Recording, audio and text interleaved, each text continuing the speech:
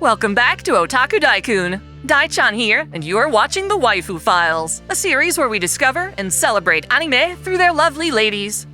Today, we'll be covering the Neon Genesis Evangelion franchise, specifically the original series, the end of Evangelion, and the rebuild of Evangelion movies. Honestly, this anime hardly needs an introduction, as it is perhaps the most iconic anime of all time. I'm super excited to pay my respects, and perhaps trigger all the aunties who say this legend is problematic. Before we get started, consider buying your anime figures from Entertainment Earth. Use my affiliate link to get 10% off all in-stock items, and free US shipping for orders $79 and up. I recommend this Sega brand Asuka Shikinami, and Pop-Up Parade of Rei Ayanami.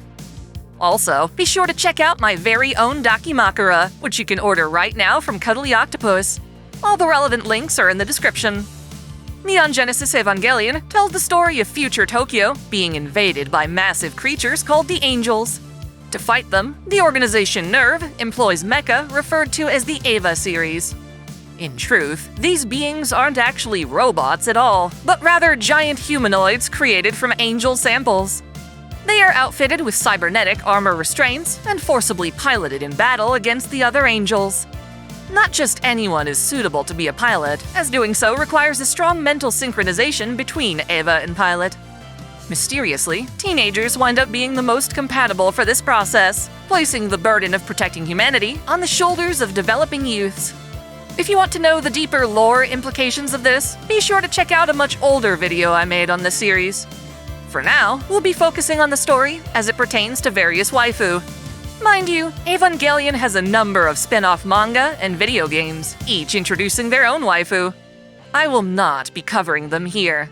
Instead, there is only one obscure spin-off waifu I want to touch on at the very end.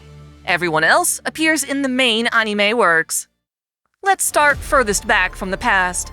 Much of Evangelion's conflict is inspired by the life of Yui Ikari, mother of our main character Shinji, and literal waifu of Gendo from NERV. She was part of the OG scientists working at Gehern, NERV's predecessor. She got into this business as the daughter of a member of SEILE, a seedy international organization seeking to use the EVA units to initiate instrumentality. Despite this, she seemed unaware of that project, instead working on the Evangelions in order to protect humanity in its current state. She was a kind and caring graduate from Kyoto University who met Gendo Ikari through her mentor, Kozo Fuyutsuki.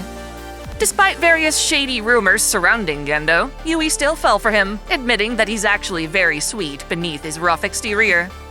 Truly believing in the merits of her work, she volunteered to test contact with EVA Unit 1.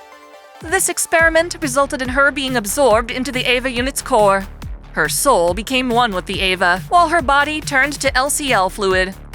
While this was effectively her death as a human, she lived on within EVA Unit 1, reacting to her son Shinji piloting her years later.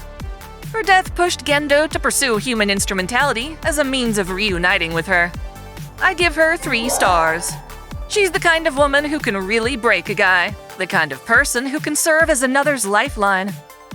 Gendo's obsession with his wife led to the creation of our next waifu, Rei Ayanami.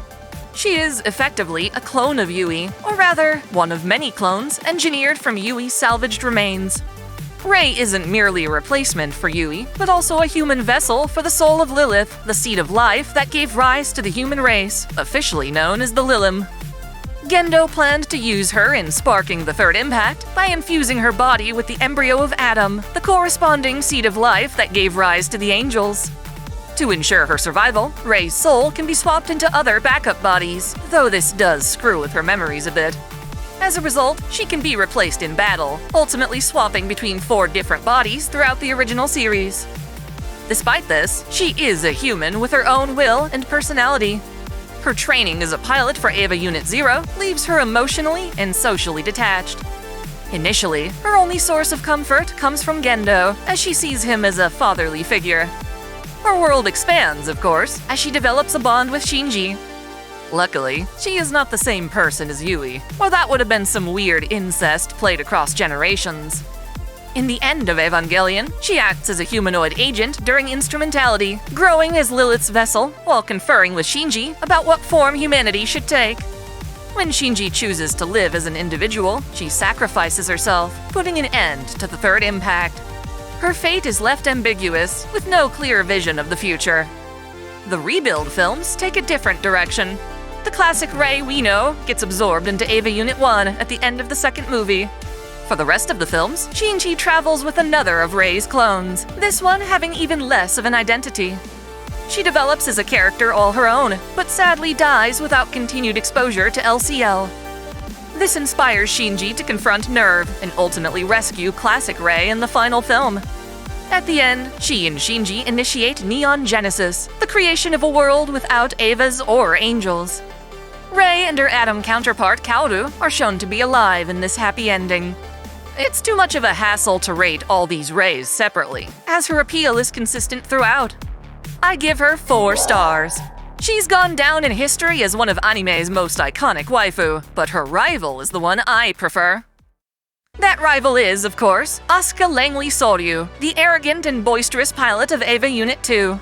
She was the daughter of an American man, Mr. Langley, and her German-Japanese mother, Hyoko Zeppelin Soryu. Asuka's nationality is American, but she first grew up in Germany. She's actually more fluent in German than in Japanese. While she can speak Japanese, she struggles with writing it. That's not to say she's not smart. To her credit, Asuka brilliantly graduated from college at just 14 years old. Her education was more focused on becoming an Eva pilot. Her role as a pilot came about from her mother Kyoko, who also worked at Gehern. Much like Yui, Kyoko participated in a contact experiment with Unit 2. While she survived, the experiment drove her insane, such that she mistook her own daughter with a stuffed doll. She would dote over this doll, referring to Asuka as some random girl in the room with them. Hoping to be recognized, Asuka worked hard, finally being chosen as a pilot. On the day she came to deliver the good news, Asuka found her mom hanging from the ceiling. Understandably, this left Asuka with tremendous emotional trauma. It manifests in a stoic persona, which she uses to hide her fears and sorrows. Without her mom, she has to be a strong girl who can care for herself. She constantly seeks approval from the adults in her life, hoping to be recognized as an adult herself. This is seen most in her infatuation with Ryoji Kaji, a much older man who could easily pass as her father. Her insecurities cause her to lash out at both Shinji and Rei, and she struggles to open up to them. Asuka's skill as a pilot is no joke, but it all rides on her confidence. She'll either collapse from emotional pressure or continue fighting to the death. In the end of Evangelion, she is killed by the mass-produced Evas after being impaled by the Lance of Longinus. She's later revived through the collapse of human instrumentality, washing up on the beach near Shinji. In the rebuild films, Asuka goes by the name Asuka Shikinami Langley. Compared to her Soryu incarnation, this Asuka instead becomes a captain in the European Air Force at the age of 14. Rather than being afraid of dolls, this Asuka actually comforts herself with a hand puppet. Most of her original personality remains intact, with the twist of her being more competent and sympathetic. Her arc completely shifts when, during the activation test for Eva Unit 3, her plug is contaminated by the 9th Angel. She is put in quarantine, sealed by anti-angel hex pillars, until the 3rd film, when she joins up as an Eva pilot for Vile, an organization made to fight against Nerve. She comes out of quarantine with a patch over her left eye. You can think of Asuka Shikinami as a more militant, mercenary-oriented girl. Even though Rebuild's designers meant for Shikinami to be a completely different character, she's clearly channeling much of the same appeal as her classic counterpart. Thus, I rate both Soryu and Shikinami with 5 stars. What can I say? This angry German tsundere pushes all the right buttons. A less prominent character is Hikari Horaki, Asuka's classmate at school. She's the class rep and has a crush on a delinquent named Toji. Even though Asuka despises Toji, she still supports Hikari's love for him. Presumably, she was once teased as a potential pilot for Eva Unit 5, wearing an orange plug suit. While that never emerged, she's still a valuable member of the supporting cast. I give her 2 stars. It's nice knowing that Asuka had at least one friend she was comfortable around. I'd also like to note that Hikari has a hotter older sister, Kodama Horaki, who's a college student. She was first introduced in an art/lore book called Neon Genesis Evangelion Proposal. Let's shift away from Eva pilots and focus on the staff at NERV. Misato Katsuragi is NERV's operations director, relaying combat orders and handling bureaucratic matters. When she was 14, Misato and her father traveled on an expedition to Antarctica, where encountering Adam caused a deadly explosion known as the Second Impact. Misato is the expedition's only survivor, thanks to her dad placing her in an escape capsule. She survived, carrying on with a large scar across her chest. She was scarred emotionally as well, leaving her mute for years until she attended college. There, she met her friend Ritsuko Akagi and lover Kaji. She became especially social with them, trying to make up for lost time. Misato was sexually flirtatious, developing this lustuous side of herself with Kaji, even going so far as to spend an entire week in bed sleeping with him. For a time, this was a nice escape from reality, but after Kaji began to remind her of her father, she broke up with him to avoid losing another loved one. Before working at NERV, Misato had a job conducting genetic experiments on animals. One of her subjects was a penguin named Pen Pen, and rather than letting him be euthanized, she adopted him as a pet. At NERV, she completely throws herself into her work, supervising the Eva pilots on most occasions. Her compassion, understanding trauma and sacrifice, helps her nurture the pilots beyond just using them as disposable soldiers. That said, she's far from an ideal role model, as she struggles with her own emotional setbacks. When it comes to Shinji, this results in her trying to appeal to his sex drive, as it's what she's most familiar with. As she discovers the truth about instrumentality, Misato takes it upon herself to maintain order, even though it's a futile endeavor. She gives her life trying to save Shinji. In the Rebuild films, she forms Vile to combat NERV's corruption and to prevent the occurrence of a fourth impact. Though her motives are pure, 14 years of fighting NERV turn her bitter. By the end, though, she redeems herself, using her ship, the Wunder, as a spear of Gaius for Shinji. I give her the full 5 stars. It's thanks to Misato that I learned what the term fanservice means. To understand our next main waifu, Ritsuko Akagi, we first have to know her mother, Naoko Akagi. Naoko was the chief scientist at Kahern, most famous for designing the Magi supercomputers that NERV uses to protect Tokyo 3. The Magi were composed of 3 main components, each modeled after aspects of herself as a scientist, mother, and woman respectively. She was in love with Gendo, feeling profound jealousy of Yui. Thus, when Yui died, Naoko took the opportunity to sleep with Gendo. Ultimately, though, he discarded her as a useless old hag when Rei was born. Abandoned and infuriated, Naoko took her anger out on the first Rei, strangling the young clone to death. Horrified by her own actions, she fell from the top of NERV's central dogma, dying on impact with the computers below. I give her 1 star. She was a tragic figure, a technical genius who let her envy corrupt her. That takes us back to Naoko's daughter, Ritsuko. For the most part, Ritsuko carries on her mother's legacy, maintaining the Magi supercomputers as NERV's head scientist. Ritsuko both admires her mom and despises living in her shadow. To that end, she is basically married to her work, remaining detached when it comes to human life. Because of this, she is entrusted with NERV's deeper secrets, such as the Rei clones and instrumentality. When Misato learns about this, their friendship gets torn apart. Ritsuko spends her free time chain-smoking and substitutes human affection for the company of cats. Beneath this lifestyle, she harbors a crush on Gendo, just like her mom did. She eventually figured out this would never bear fruit, and so she instead resorted to sabotaging Gendo's plans. She destroys the dummy plug system, powered by the Rei clones, and tries to prevent the third impact by blowing up Tokyo 3. Ironically, however, the Magi system her mom made betrays her, refusing the detonation command. Perhaps her mother's lingering resentment caused her downfall. Well, since she's so much like her mom, I feel comfortable giving her 1 star as well.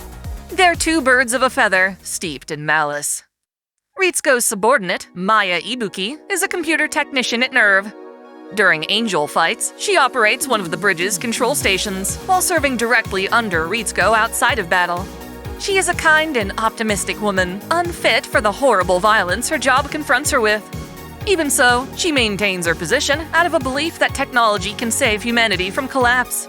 Tokyo 3 is a utopia to her, and she desperately wants to protect it. She's shorter and more girly than her colleagues, needing to sit on a pillow just to match their height at the control panel. Transcending their professional rapport, Maya appears to be in love with Ritsuko, horrified by human instrumentality, until dissolving into a pool of LCL with her mentor. I give her 4 stars. I've always liked Maya, and wish she could get more screen time. There's a cute, casual side to her that we only see in external artwork. Luckily, she has a more prominent role in the Rebuild films, going on to fight for Vile as a support technician. She wears a cat-like spacesuit when hacking into the ceiling pillars in Paris. Next, let's focus on waifu exclusive to the Rebuild films. Most significant is Mari Makinami Illustrious, a prodigious Eva pilot who loves the smell of LCL. She's a pro in combat, with an intimate knowledge of how the Eva units work. She's able to activate an Eva's beast mode and use it to her advantage. Mari only plays a minor role in the second Rebuild film, but is effectively Asuka's partner in the latter films. While she features heavily in combat and fan service scenes, her actual identity is quite mysterious. It's implied that she's an old acquaintance of Gendo and Yui, and that her body ages slowly due to a curse of Eva, the product of being exposed to LCL. She used to go by the name Aria Iscariot. Even so, I can't help but feel she was created for shine over substance. Eva's lead creator, Hideaki Anno, was desperate to deconstruct his older work and allowed his colleagues to develop Mari, mainly for the purpose of changing things up. To boost her popularity, she was voiced by Maya Sakamoto, who admits to having a hard time understanding the character. Thanks to these factors, I give her only 3 stars. She's hot, but hogs the limelight without a good reason to do so. Like, you could easily just rewrite the films without her, and the core narrative would be exactly the same. She doesn't add much beyond her cosmetic appeal. The final 2 Rebuild films introduce some new waifu with the Vile organization. We have Midori Kitakami and Sumire Nagara.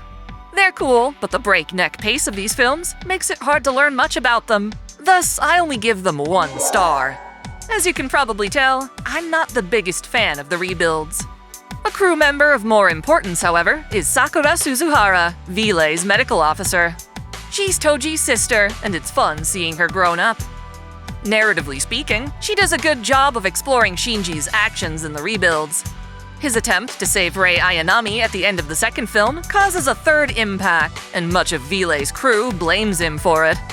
Sakura appears to be compassionate, unhappy about strapping a DSS choker around Shinji's neck.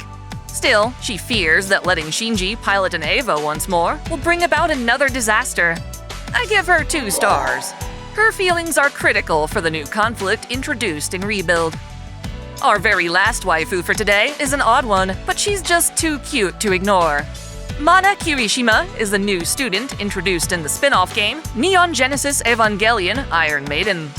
She's a test pilot for the Trident land cruiser, a kind of combat mecha introduced by the game. Mana grew up as a child soldier for Japan's self-defense force and was assigned to monitor Shinji due to suspicion of nerves corruption. During this time, she falls in love with him. When Trident goes berserk, however, the Eva units step in to destroy it. Fortunately, Mana doesn't die, but she does transfer to a new division due to her injuries. Her overall ending depends on the player's choice, with arguably the best ending being added to the game's PSP version. I give her 4 stars. Another spin-off series, Shinji Ikari Raising Project, integrates Mana into the story with an even bigger role. That said, I prefer her 90s anime art, which fits the original series. So there you have it, another 13 waifu cataloged in the Waifu Files. I encourage you to agree with or debate my rankings in the comments below. Also, be sure to let me know which anime or game I should cover next. See you later. Thanks for watching. If you enjoy this channel, help us grow by liking, commenting, sharing the video, subscribing to OtakuDaiKun, and most of all, smashing that notification bell so you don't miss out on all our anime lore, discussions, and Let's Play content. You can support us directly through Patreon, Subscribestar, or a YouTube membership, all of which come with benefits like spicy exclusive vids and early access. As always, celebrate your fandom. I want to give a special shout out to all my $10 and up supporters. Video Gamer 75, Dante Pendragon, Stephen Elak, Samuel Gersten, The Nonchalant Ostrich, Otaku Mom, Jens Bauman, Mystic Samurai 1983, Lord Ormagoden, Freebrick, Alexis Yukio Gomez Yamato, Link Pendrago, Olympian Doll, Observer Bellis, James Hewitt, Uncanny EXP, King Kobo, Scout, Jared Kraus, Zamas Autonomous, Yuki Aidos, Crow Kalem, Saul Soto, Tristan Riggin, Sogai CH, Caitlin P, Vladimirovna, The Taz 96, Kengo X 77, Hersha of E-Rated Hands, Alester Bernadotte, and Akakaze Yume. Thank you all so much.